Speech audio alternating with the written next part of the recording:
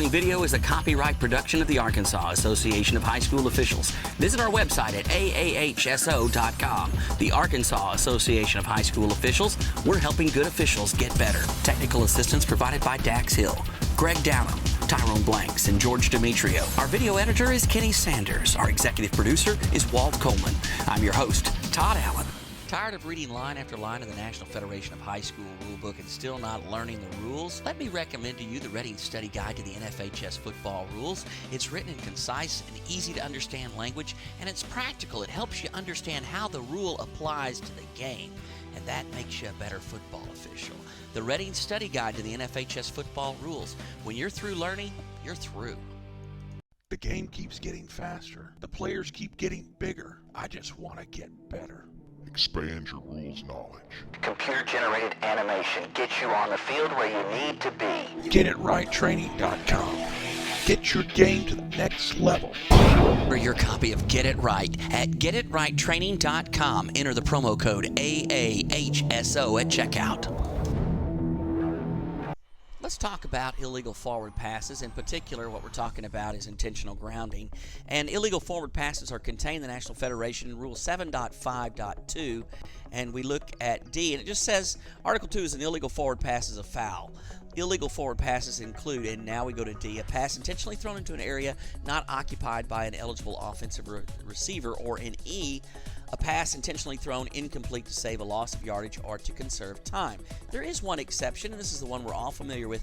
In this aspect of the game, the high school rule is unique because you cannot take a snap from a shotgun formation and then immediately spike the ball to the ground. It has to be a direct hand-to-hand snap. So let's just read the exception here. It is legal to conserve time by intentionally throwing the ball forward to the ground immediately after receiving a direct hand-to-hand snap. So if the quarterback fumbles the snap or bobbles it, then he cannot legally spike it to the ground to conserve time, or the spike play as we're used to seeing that. Now, let's talk about intentional grounding, the mechanics of that for the crew, because our expectation is for the referee to maintain his focus on the quarterback even after the ball is thrown, because we don't want any cheap shots on the quarterback after he throws the ball. So referee, you got to stay with the quarterback. So now where the ball goes, is it into an area where there's an eligible receiver? The only way that a referee is ever going to know this is if one of the officials who's downfield, or occasionally it could even be the umpire if it's a pass over the middle. One of those officials, as soon as we clean the play up and so that there's no colors in the area, we're going to want to immediately run toward the referee. Referees, if there's any possibility for intentional grounding, you need to maintain your spot on the field where the quarterback threw the ball and look for these officials to come running to you. And they should report to you that there is no eligible receiver in the area. And now the correct mechanic for you is to drop a delayed flag at the spot the ball was thrown. Now, there could be an exception to this rule in that the referee might rule that the quarterback was affected by the contact of the defense. Now, the only time this can happen is if the quarterback begins to throw his throwing motion before there's any contact from the defense. If the defense is already grabbing him or wrapping up on him, and then he initiates his throwing motion, it's 100% on him. He's got to get the ball to an area where there is an eligible receiver. But if he starts his throwing motion and then there's contact from the defense, now the referee's going to have to make a judgment call. Did that contact cause the pass to go errant? So did that hit affect the quarterback's ability to get the ball to an area where there's an eligible receiver? If in the referee's opinion that is the case, we're still going to have the officials coming and saying that there was no eligible receiver in the area, because the downfield officials cannot have an opinion about whether the contact caused the pass to go errant. They shouldn't be looking at it, so they shouldn't know. So our expectation is they're going to come report to you, and then the referee, you're just going to say, hey, the quarterback was affected by the hit by the defense. This is not intentional grounding. Great if you have a microphone here for you to say there is no foul for intentional grounding, as the contact by the defense affected the pass. That's a simple announcement. Now, the other side of this is if there is a potential for intentional grounding, but downfield officials, you're going to rule that there was an eligible receiver in the area, it's great if you just point this receiver out. You just hold the receiver out to the referee and look to make contact with the referee, and he'll know when you're pointing that you're pointing at an eligible receiver that, in your opinion, was in the area, and it's your call. So this is a crew concept. We really have to have both pieces of the pie to the referee for him to make a decision. Now, referees, for when you have a microphone, if you see a downfield official pointing to number 32 or to any eligible receiver, this is great to just turn the microphone on and just say, there is no foul for intentional grounding. 32 was in the area. Turn the microphone off. It's that quick. And that is the correct way to officiate mechanically intentional grounding. Let's look at a few plays. Here we've got a quarterback in a shotgun formation. And we're just going to watch this play as he gets a heavy rush, and then he just zings the ball out and gets it past the line of scrimmage. Now you notice two things here. Certainly he's under heavy rush, about to get sacked, and he's outside the tackle box, and he does get the ball to the line of scrimmage, which makes absolutely no difference because that's not a National Federation of High School rule. Getting out of the tackle, throwing the ball to the line of scrimmage means absolutely nothing because the quarterback has to throw the ball into an area where there's an eligible receiver. And we go back here. He's got twins on this side, and they both go down and in, and this ball goes out. So there is no eligible receiver in the area at all. And the head linesman gets out of the way and then signals incomplete pass there. And you look at the umpire. Notice the umpire looking around. He looks up the field. Don't know what he's looking at, but thought we had a chance here of getting intentional grounding with help from the umpire. But maybe he's just looking for a ball boy because we get no flags on this play. And this is intentional grounding in the National Federation. No eligible receiver in the area. Quarterback under duress throws the ball to avoid a sack. Textbook. What we need now is for this head linesman to run in or this umpire to run in and report to the referee that we have no eligible receiver in the area. And let's see where he turns the ball loose. He turns the ball loose at the 29-yard line. So this would be a 5-yard penalty, and instead of being 2nd and 10 from the 17-yard line, it would be 2nd and a whole bunch more from about the 34-yard line. So we don't get this one, and this is an incorrect mechanic here and a no call for intentional grounding. Lots to talk about on this play as we actually have a foul for ineligible receiver downfield. And got a couple of looks at this, so let's take a look here. So let's watch the play through one time. And we get the quarterback held up back there, and then we just throw the ball out of bounds. And what we get here, let me go back to the wide shot and show you the ineligible receiver downfield. And just look at this player right here. Just keep your eye on him. He's not engaged, and he's already more than 3 yards downfield. And now he's 10 yards downfield. And now he's 12 yards downfield. And there's the quarterback throws the ball. And you see the umpire here. He's just looking around for... He knew that guy had gotten downfield, so he just looks around and finds him and drops a flag. And we grade that as a correct call for ineligible downfield. But let's look at what we could have done with this play, because this play has a lot of moving parts in it that we could have gotten a hold of. First thing I want to talk about is the quarterback relative to forward progress. And you see here, the quarterback just gets stood up. He's just standing still. We're in the referee, man, really, really tight. You should have actually done a 45 now back toward the sideline and not gotten parallel with this action, because you're not able to officiate any of these players up here. And we need you to obviously be focused on this action with the quarterback, but we still need to have these other players. And we could have gotten that if we were at a 45-degree angle and still backing up toward the sideline. But watch this now in full speed and just see, we get the quarterback completely stopped. And then we got all these players running, and he's just getting rid of the ball, keep from getting his head knocked off. And I think we could have gone forward progress here. I think we could have just blown the whistle right here and ruled forward progress, and that would have taken the umpire off this ineligible downfield, which would have been fine. And it would have gotten out of this intentional grounding, because we look at who's in the area, and there is just nobody. This is the closest eligible receiver right here and right here.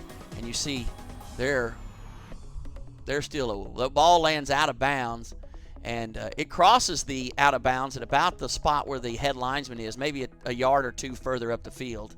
And so they're a good 10 yards away. They have no chance at that ball. Let's go to the end zone shot here and look at it. Here's the player that's going to go ineligible down the field. And so just watch this action here. Now, freeze it right there. This is a spot, referee, where you missed your chance. This is where you should have been making that 45-degree angle back out to the sideline. Maybe even a little bit earlier, maybe when he makes his first little loop, when he takes it, he fakes that, pumps it right there, and then turns the other way. This would have been a great time to be working back to that 45-degree angle toward the sideline. We'll run the play through here. And look, we got the referee, got the whistle in his mouth, but doesn't make a throw. And now here's another big mistake. Okay, do not turn your head and look at that ball up the field. And you get there too late to realize this should have been intentional grounding. But we don't want you to look anyway, because we've still got this action over here with the quarterback still around these other players that we would want you to continue to officiate that. But go back to the wide view now, and I don't want to beat a dead horse. This is intentional grounding and improperly officiated on this play. All right, let's end this on a high note here with the last play on intentional grounding, and we get this call right. Although mechanical breakdown on the play a little bit, and we'll talk about that as we roll through this. We see the quarterback in shotgun formation. He scrambles out and then just dumps the ball out there, and the referee makes this call for intentional grounding without any help. And we see it from the wide zone here, and look at the referee's position. And of course the referee's right here. And the problem is the referee, let me just back this up a little bit and take you to this action. As the quarterback comes at you scrambling, you try to back straight up. And your actual mechanic, remember, your actual only mechanic is a 45-degree angle toward the sideline. So instead of backing up on this play, and let me go back to the wide shot as well, and we can see it a little bit better. See, you start backing straight up. And if in this position you'd continue to get wide, you'd have a better perspective, because this is tough now to see action on the quarterback, especially hits around the face or the head. And so we want you to have this view instead of this view, if that makes sense. So just quickly, the referee mechanic, where we want you lined up, you need to be on the quarterback's throwing arm side. And what we like to say is 12 to 14 yards off the line of scrimmage, and then 5 yards wide of the normal tight end position. So that gives you a nice wide view to look, and then after that mechanic or that positioning, then your only mechanic in the quarterback is dropping back or is scrambling is a 45-degree angle to the sideline, unless the quarterback is scrambling away from you, and then we would expect you to trail the play. But you got to be cognizant of the quarterback turning on you and doubling back. We got some pretty athletic quarterbacks that get back on you in a hurry, and we never want you to get inside, but we don't want you to have this angle either. So we just see this again here. He just drops the ball, and there is absolutely nobody in this area at all. There's one defender here, but he has to have an eligible Team A player, and there is nobody. So this is a correct call by the referee here, and he doesn't need the crew because of where he ends up in the play. He sees all where the ball lands, so he doesn't have to have any input from the crew, and he does get this call correct for intentional grounding. I want to take a look at this play, and this is a kind of a carryover from what we talked about last week. We're continuing to take the unnecessary roughness fouls out of the game, and what we're trying to eliminate now is these plays where we have these big hits and the hits are up high. And when I say up high, I mean basically from the tops of the numbers on the jersey to the shoulders. These high contacts, which are not targeting fouls, but they can be high contact, and there's a couple of elements that we want in place here, and they all come together on this play. And what we're looking for is these plays that involve players who are defenseless, and by National Federation of High School rules, a defenseless player is a player whose focus of concentration makes him more susceptible to injury. So the player I want to talk about on this play is right here. That's the first element, is a defenseless player, and that's what this player is according to the National Federation of High School rules. Now the second element we want in place is to look for these players that are moving upstream. And upstream, of course, we mean players, this whole play is moving this way. So this second element is going to involve players that are moving this way, like this player right here. And then contact high. So we've got the element of defenseless players, as this player's focus of concentration is here on making the tackle. We've got the element of a player swimming upstream. And now let's just look at this action here. Wham. Now the contact high is the last thing that we want to talk about. And this contact is up high. Look at how he just decleats that player. He comes completely off the turf and lands on his back. And the research tells us the greatest injury for our student athletes for concussions is with impact on the turf. And we look at this player, bam, and that contact is just unnecessarily high. He can lower that target. If we had this contact between the waist and the top of the numbers, we wouldn't even be having a discussion here. This would be a perfectly legal play. But because this contact's high, this is an unnecessary roughness foul. Swimming upstream, defenseless player, and unnecessarily contacting him high, and this is a 15-yard penalty for unnecessary roughness. We do not want targeting and an ejection here because there's no forcible contact with the head. It is shoulder to shoulder, but it is high. And look how that player comes up off of the ground and lands and hits his head on the turf. So we would support an unnecessary roughness foul here. Guys, I'm running really late, and I appreciate you sticking with me as this training video was a little bit longer than it normally would, and I'm sorry about that. But this is one more play I've just got to get to in my bundle here, and so we're going to run it here. And this is just an unnecessary roughness foul on the defense, and this is a hit late in the play or behind the ball. And what I want you to keep your eye on is that player that just went down right there. And let me back it up, and you'll see that he's just running along here trying to stay in the way, and their feet get tangled up, and he ends up going down. And there's nothing here, but he gets back up, and he's just standing still, he's not doing anything. And now watch this player right here. And now if we look, they're 5'10", more than almost 15 yards behind the play. And watch this, he just gets plowed and run smooth over, and really a nasty hit. No need for that hit, and we end up here, not that it makes anything more or less of this foul, because this is just a foul, but if you just watch that right leg right there, bam, ugh, that's nasty. And we end up with an MCL, ACL tear, and a meniscus tear here.